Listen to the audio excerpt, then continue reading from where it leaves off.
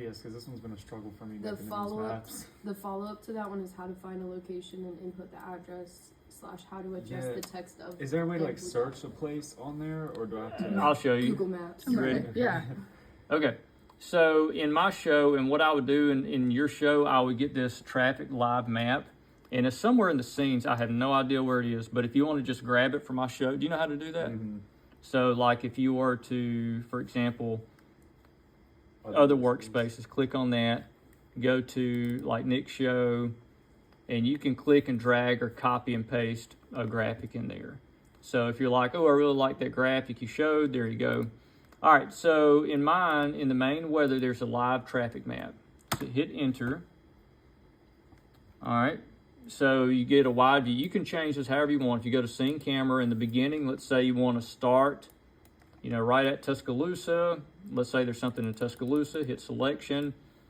Notice I have other diamonds here. I'm just going to go ahead and delete those under the scene camera. So now I'll just stay in the same spot. But let's say I wanted to go to Gulf Shores. So I'm going to go down here. All right, hit selection. Now what it's going to do is this weird like, oh gosh, it's going to make you dizzy. So like somewhere in the middle to kind of zoom out maybe. Just to give it a smooth transition. So watch, it kind of zooms out and then comes back in. And that's very helpful for news. In terms of finding an address, just go to Google Maps. And if they give a physical address, just find it there. And then you can compare it to this. Like for example, if it was Bryant-Denny Stadium, there's Bryant-Denny Stadium on the maps. So you just have to go in here and play with this a little bit. So I'd go all the way to your last camera point and then look for it, which we know where Bryant-Denny Stadium is. We're to click here and just, oh, there it is on the map. That looks about right.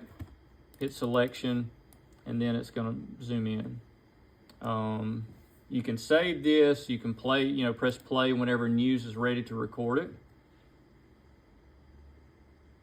There you go.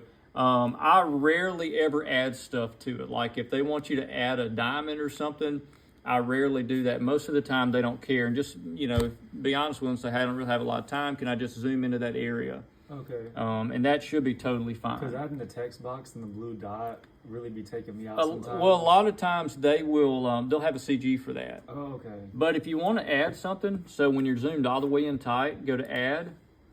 Let's say add, what is it? Maybe it's element. Let me try that. Add element. And then you see all these different options. So let me see what I got here. Oh, locators. There's a locators. There's a little locator thing. Double click on that. Okay, and there it is. Oh, it's in scene mode. So I like to put that. So click on, you see where it says map, locator reveal. Just click and drag that into windshield. That way to face the camera. It doesn't really matter. It's a preference for me. Then you can, make it smaller or bigger. Hit selection wherever you are. And then go back a little bit because you don't want that thing to just keep following the camera, right? So go back, maybe a second. And then turn down the transparency. Hit selection and you see you created a little transition. So if you were to play it out, let me get off that. Play it out. That's terrible. All right. This is going to pop up. And in the graphic itself, when you save this, like I'm going to save it, close out of it, go into your show.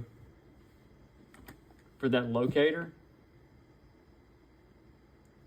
it will constantly keep doing that. See, it goes through a little looping. I like using that. So that's how you find that if you want to use that specific one.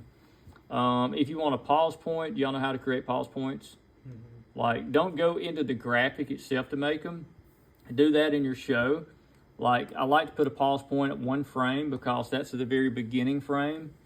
So it won't automatically start playing unless you're ready. Now, if you want it to automatically start playing, just click and press delete pause. So I'm going to get rid of it. But I don't want to add a pause there. Let's say we want to stop right about there at 2 seconds in. Add a pause. So when you play this graphic out, all right, it starts with a pause, goes to that, then a pause, and hit space bar or advance, and then also let me show you this. If you go, let me go into models. You sure? Yes. I'm gonna close that. Oh no. What am I doing? Cancel. Just kidding. Go into your model. So let's say this is your FutureCast model, and it goes, all the way out to like next Sunday. We don't want to show all of that. So there's a little spot. Goodness, I got too many pause points. There's a little thing here that's your back end of that graphic. You just click and drag that to wherever you want it. Let's say that's going to be your final pause. I'm just going to create the back of the graphic there. So instead of it keep playing out, that is the end of that graphic. And you can do that same with the beginning. Let's say you don't really want to show the first couple of hours, or first 24 hours. You want to start with, for example, Thursday, because this is when something supposedly is going to happen. So you can have that as your start. So when you transition into that graphic, let me go to it. It's going to start there at that point instead of way back here. Like if this is the time you want to show it, just between these hours. That might be important for a winter weather situation or tropical cyclone or something like that. The good thing is you don't have to open that graphic up to edit this. You can change this in your show. Air mass. Are y'all very familiar with changing air masses? Okay, so let's say you want to show this graphic, or it's maybe a severe weather graphic. Let's say you want to show that. So there it is, hit enter. It has a little movement. So we know how to change the scene camera, so we're good on that. The air masses are going to be under scene. So we're on scene. If you click on it, it will move around. See that? So all you have to do is move those little things and hit selection. And if you want to create another one, right click, add point. For example, we'll make a little dip there. We'll make another one, add point. Hit selection. If you want to get rid of those, just unclick them, if you don't want that. So just an idea, like, let me close out of this. Where's my severe weather graphic? Oh, here we go. Like, here's a severe weather graphic. If you were to show your own thing and not what the Storm Prediction Center shows, then same thing. There's your air masses. You're in the scene mode, so that's good. So just click on it, and it will highlight it. And then it'll show it right here. So at that point, that's when you can move this thing around. Like, let's say your higher risk is up here. Hit selection. The lower risk is, hang on, let me expand this out. Low risk is down here, something like that. Hit selection. Make sure you hit selection, otherwise it's going to snap back into the old position. And there you go. Now, when you do hit selection on something, let's say, for example, you were to change it there, well, then you just created a motion. So it's going to move. So how do we fix that? Just get rid of that diamond we didn't mean to do. So there we are. So there's no longer a transition. Unless you want it transition, then you can do that. Let me go to Storm Prediction Center, because I know sometimes you'll want to show that. Do you like when we show Storm Prediction Center? I don't care. That's fine. That's totally fine. I've got graphics that are specifically for this, and this is kind of important, how to change this. So here's an SPC graphic. Okay, so we want to change everything in here. So hit enter on that graphic. First off, I like to go all the way to the end of this one. First of all, we want to change the text and the banner. Let's say down here, subtitle, Saturday. Let's say this is Tuesday. So that will change that. All right, let's say we want to change this information. So under tornadoes, see under tornadoes, threat, let's say numerous. I don't know if I spelled it right. The hail threat, maybe say up to quarter. And the National Weather Service in Birmingham, they'll have their little breakdown of what each category is, or obviously you can ask me too. Let's say damage wind gusts up to 70 miles per hour. And again, that's changing this. And then rain up to 2 inches, sure. Okay, the cool thing about this is you can just click the little search window and change that up to, that. There you go. So just click on that. I really love this graphic because of that. It's really nice. Yeah, it makes it super, super easy. Okay, so now close that little thing. That's the wizard. So now we want to change the convective outlook because clearly that's on the wrong day. So if you scroll all the way down to, where are you? Okay, all the way to the bottom, you see an overall risk. Hit the little arrow. Okay, do you see where it says Studio Earth? Hit the little arrow again.